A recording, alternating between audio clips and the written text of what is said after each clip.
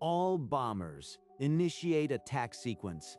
Target the coastal cities. Leave nothing standing. These humans think their planetary defenses can stop us. They've never faced Vextani steel. Full power.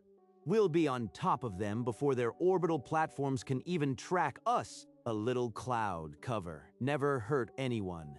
Just dense enough to hide our approach. He had never seen a hurricane from the inside. He would not see anything else again. Below, the white mass was not cloud. It was the eye wall of a Category 6 hurricane. Atlantic Hurricane Marcus, a storm that had just reached wind shear speeds of 380 kilometers per hour. A force that could tear a warship apart, a designation that didn't exist until last year. A storm Earth was counting on to do something no weapon could. Alien bombers entered Earth's atmosphere. A hurricane erased their fleet. 14 hours earlier, in the NOAA Storm Tracking Center, an analyst named Raj Patel spotted an anomaly. Director Sullivan? Get down here. The Vextani fleet is on a direct course for Hurricane Marcus. If they don't pull up... Director Mary Sullivan entered the operations floor, her presence quieting the room. She moved straight to Raj's station. They're on a collision course with the eye wall. If they enter at this velocity, their ships won't survive the wind shear. On the display, the Vextani fleet icons closed the distance to the storm's red vortex. 60 bombers, arranged in attack formation, oblivious. 60 targets. And they're delivering themselves right into the one weapon we never have to fire. Patch me through to NORAD on the secure channel. Priority override, code Sullivan Alpha 7. The communications officer worked rapidly, routing the call through hardened military networks. If Holt disagrees, we lose the advantage. But he'll understand the storm. The large tactical screen shifted to the emblem of the North American Aerospace Defense Command. Moments later, General Marcus Holt's weathered face appeared on the main viewer. Mary Sullivan took a steadying breath. The suggestion she was about to make would change the rules of planetary defense forever. General, my recommendation is that we do nothing. Nothing? You want us to sit back and let them bomb our cities? Hurricane Marcus is a Category 6, with wind shear of 380 kilometers per hour. That storm will tear them apart before they reach the coast. You are asking me to gamble civilian lives on a weather report. We have 14 hours. If we engage, we tip our hand. The Vextani will just send more. Let Marcus be the first and last atmospheric invasion. And if the storm fails, if even one bomber slips through to Washington, then we'll deal with it. But I've run the models. The eye wall will act like a blender. No known hull material can withstand that sustained pressure. I am issuing a stand-down order. No interceptors, no surface-to-air missiles. We let the hurricane fight this battle. The command raced through encrypted channels. Across the Atlantic, radar installations went silent. Missile batteries remained cold. The Vextani would find no resistance in the skies, only the waiting maw of Hurricane Marcus. Commence the attack. Target the human coastal cities. Burn their infrastructure to ash. Understood, Commander. All wings, form up and follow my lead. Their planetary sensors haven't even locked onto us. This will be easier than the Sims. The Vextani bombers plunged into Earth's atmosphere, their hulls glowing with the heat of entry. Just heavy cloud cover, perfect. We'll be invisible until we emerge right above their cities. His tactical screen flagged the anomaly as minor turbulence. Nothing his reinforced hull couldn't handle. Ignore the weather readings, maintain formation. We punch through in 30 seconds. These human storms are just noise. Real warriors don't fear wind. But the white mass wasn't noise. They were diving straight into the core of a Category 6 hurricane. For the first time, Vorth Krell understood that what he had dismissed as cloud was something else entirely. The lead bomber crossed into the eye wall and immediately began to disintegrate. The sound was a deep, metallic shriek. Pull up. All bombers, pull. The transmission died as his wing exploded inward, Rain at 380 kilometers per hour became a solid wall of shrapnel. They turned the weather into a weapon. They named it Category 6. 42 bombers disintegrated in the time it took to register the alarm. Hulls built for kinetic impacts shredded like foil. 18 others were flung sideways, spinning through the upper atmosphere, their flight paths ending in the Sahara. They hit the desert in plumes of fire and sand, leaving craters that would scar the earth for years. Scattered across the dunes, the twisted remains of the Vextani war machine smoldered in the midday sun. The last airframes, already burning, dropped into the Atlantic and were swallowed without a trace. From orbit, Hurricane Marcus churned on, a serene white spiral, its eye a black hole of no survivors. On the Vextani flagship, the communications officer stared at the silent screen. All 60 transponder signals had vanished. Where is my bomber wing? I want a channel open to Vorth Krell now. This is impossible. No human weapon can destroy 60 bombers in seconds. The sensor officer replayed the final data burst, a wall of white, a pressure spike that overloaded every gauge, then nothing. They flew into a storm. A storm. Their hulls were rated for kinetic impact. Not for this. Atmospheric butchery. Across the bridge, junior officers exchanged glances of horror. The humans had done nothing, and the entire wing was gone. They didn't fire. They didn't intercept. They let the atmosphere kill us. Open a priority channel to Earth's governing authority. They will explain how they massacred our pilots without so much as a missile lock. His voice was cold fury, but beneath it, a tremor of something new, the first Vextani fear of a planet's sky. He did not yet know the answer he would receive. That Earth had not fired a single weapon. The Vextani demand arrived on Director Sullivan's secure terminal. Commander Vex demanded accountability for the loss of 60 bombers. They're calling it a massacre, General. They want answers, and they want them now. They flew into a hurricane. We didn't fire a single missile. They can't prove we did anything. Exactly. So we give them the truth. Just the part that can't be disputed. She typed the reply shown on the screen. Your fleet entered our weather. We don't control our weather. We just live with it. That's brutal, but it might unsettle them enough to pause. Sullivan attached the 3-month public weather forecast. 12 named storms, their paths already plotted across the Atlantic. Each storm is a warning they can't decode, and a weapon they'll never be able to trace. She pressed send. Earth's official diplomatic response was now in transit, a quiet lie wrapped in a weather bulletin. If they test us again, we might not be so lucky, but for now the sky is our best deterrent. But the truth was deeper. 20 years before, Earth started a program to manipulate its deadliest weather. NOAA's civilian weather satellites were reclassified as Project Tempest, directed energy platforms that could seed and steer hurricanes. Hurricane Marcus was not a natural disaster. It was a guided weapon, timed to intercept the Vextani fleet.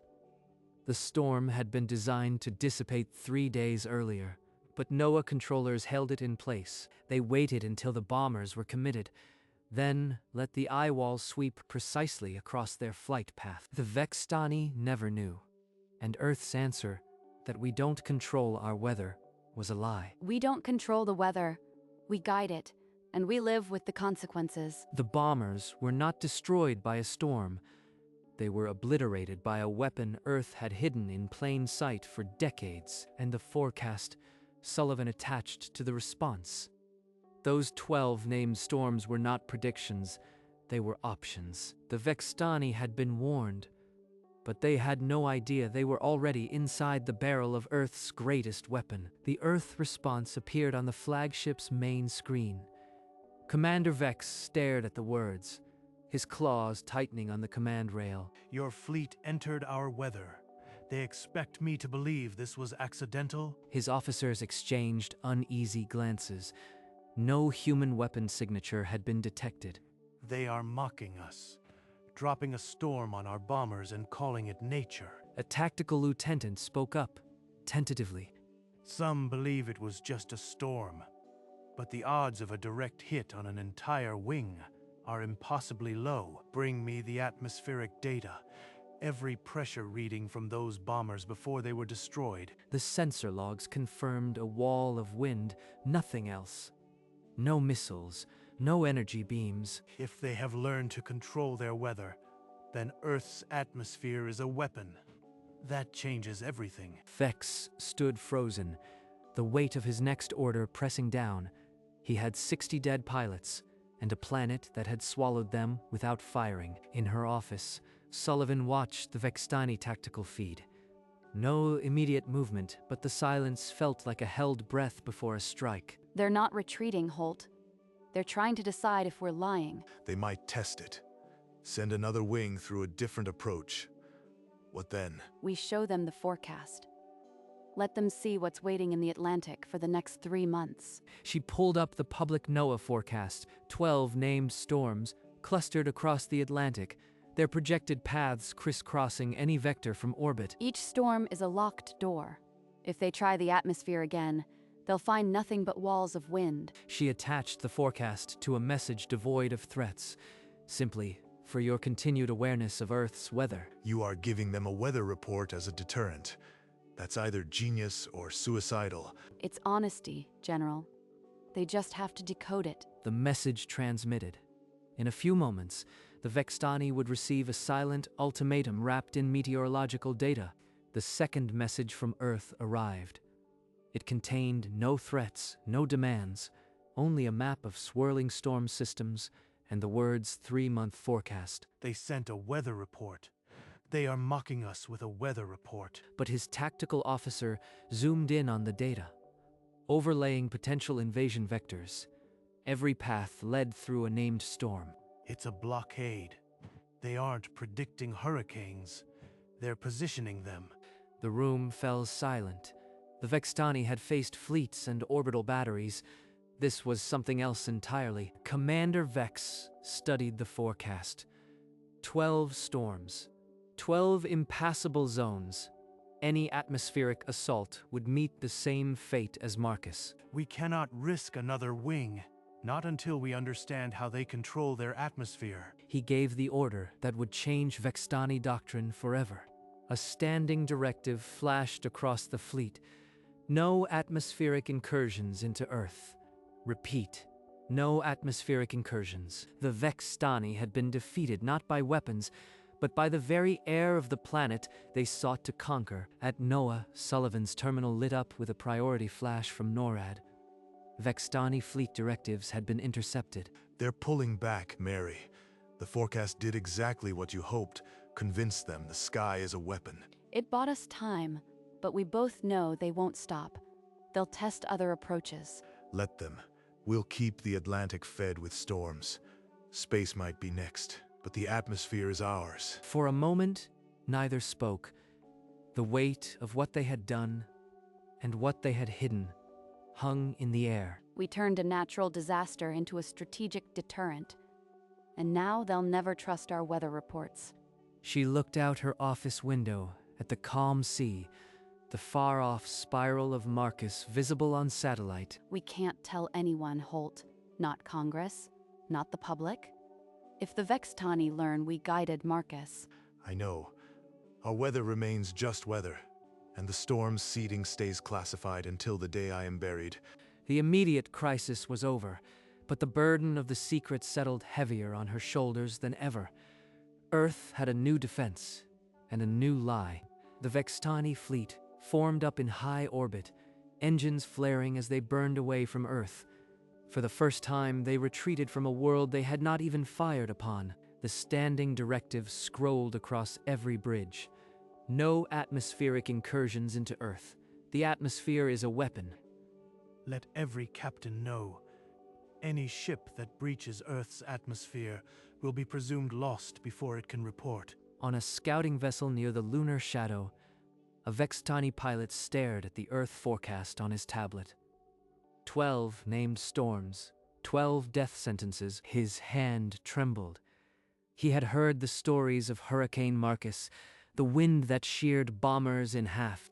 The Vextani never trusted Earth weather reports again.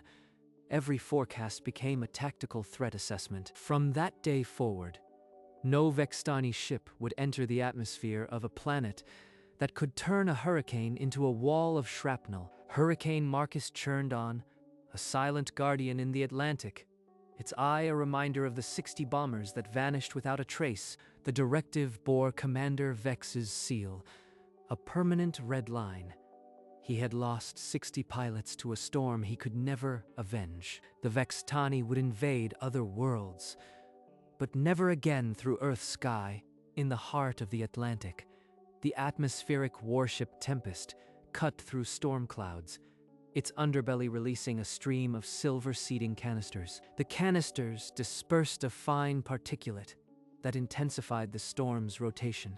Hurricane Nicole was being born, purposefully, in a darkened NOAA control room. Mary Sullivan watched live feeds, satellite, drone, and Tempest telemetry.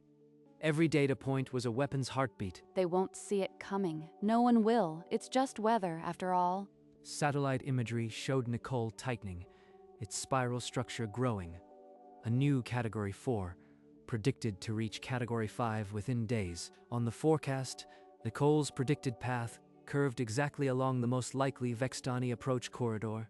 Coincidence or design? In the secure situation room beneath NOAA, Sullivan and Holt stood before the same map. Holt's jaw tightened. You are building a wall of storms, Mary. A perpetual blockade. A blockade. They can't shoot down and can't blame on us. It's just the weather, General. The Tempest banked into the storm's eye and vanished. Its mission was done.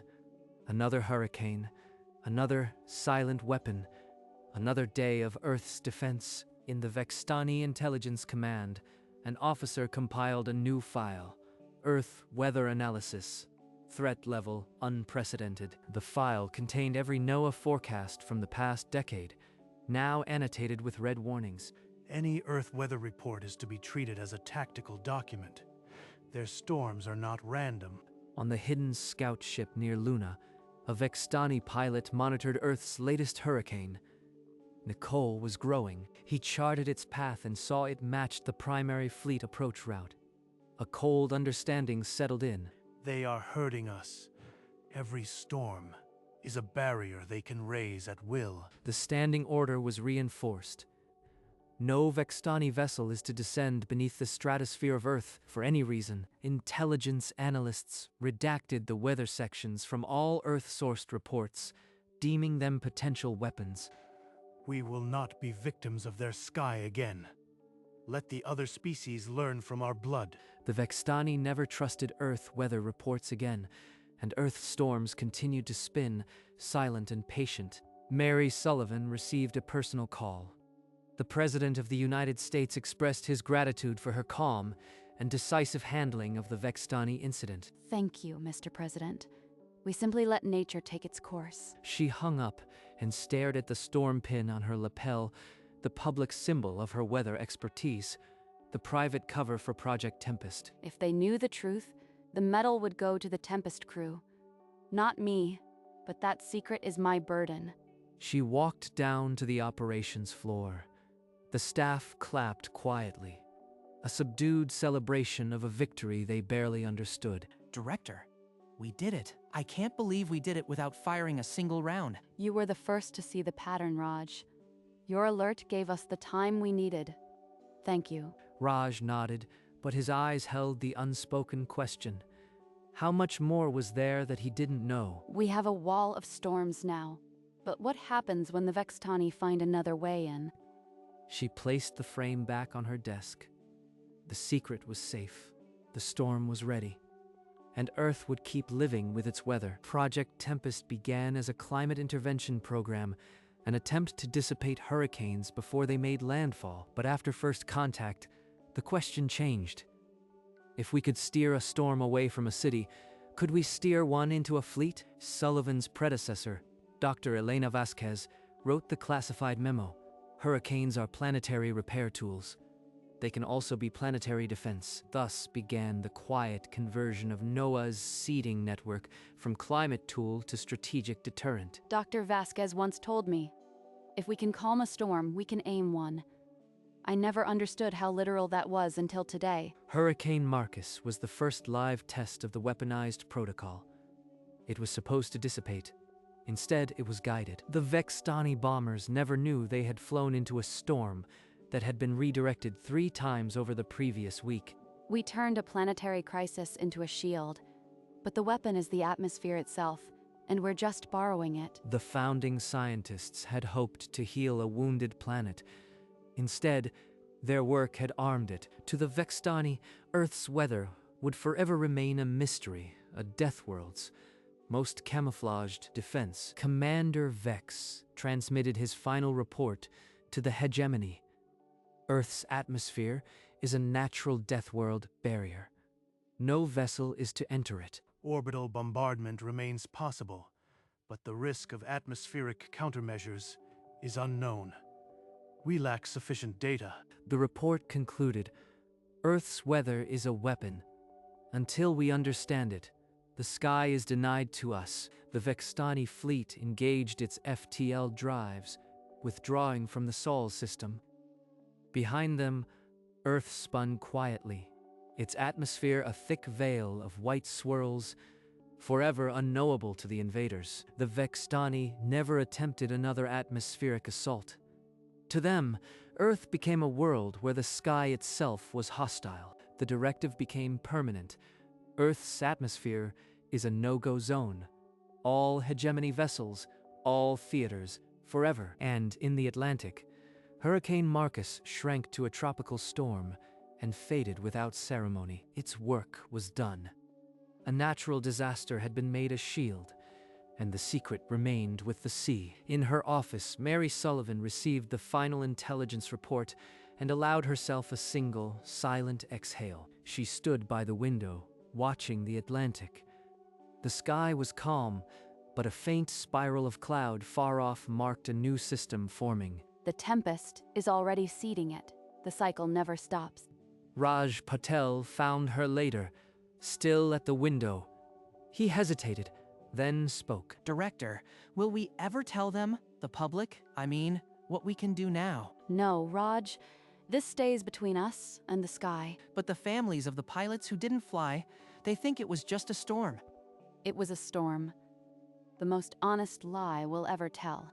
Raj nodded and left. Sullivan turned back to the window, where the distant spiral was growing. Our weather, our shield, our secret. The Atlantic would keep its storms, and Earth would keep its lie. The tempest dove into the new hurricane, its massive frame shaking as it released seeding canisters into the clouds. In the eye, the world fell silent. The ship hung motionless, a sentinel at the storm's heart. From orbit, Hurricane Nicole was a white scar across the Atlantic, a wound that would kill any invader. We don't control the weather. We guide it, and we live with it. Those words, in a classified log, were the only epitaph Earth would give the Vextani dead. Inside the eye, the Tempest's crew went about their routine, unaware they were manning the planet's hidden front line. The Vextani would remember the sky as a weapon. They would teach their children to fear the white spirals, and in the years to come, no alien fleet would ever again challenge Earth's atmosphere. The hurricane had done what no missile could, ended a war before it began, and the Tempest, in its eternal patrol, continued to seed the storms that kept the planet safe. In the years that followed, the Vextani never returned. Earth's weather remained a mystery they feared to test. At NOAA, the tracking screens continued to monitor the storms, every hurricane a sentinel in the Atlantic. Satellite imagery showed the endless cycle, white spirals born, fed and turned by hidden hands. The Tempest, unseen by the public, patrolled the breeding grounds of the hurricanes. It would fly into the eye, release its payload, and vanish before the storm reached full power. And above, the NOAA satellites beamed classified data to the architects of the shield. On Earth, The truth was buried beneath weather reports and summer storm warnings. Only a few knew that the Atlantic was not a sea, but a moat defended by the planet itself. Earth's atmosphere, the deadliest weapon, is the one they never see coming. The screen faded to black over the silent, spinning hurricane. In the shadow of Luna, a Vextani scout ship had waited since the war began. Its hull was cold, its passive sensors drinking in every signal from the blue world. The pilot had watched the hurricane form, seen the bombers vanish, and understood. Now, below, Hurricane Nicole spun, a weapon they could see but never prove. With a claw trembling over the transmitter, the pilot encoded a final report. The signal leaped across the void, threading through the hegemony's intelligence net. Buried in the data stream, a single audio fragment, a whisper. The humans, they command the sky. The scout ship slipped into FTL and vanished into the black, its report filed among a million others, a needle in an endless haystack. And Earth's deadliest weapon, the atmosphere itself, kept its secret for another day.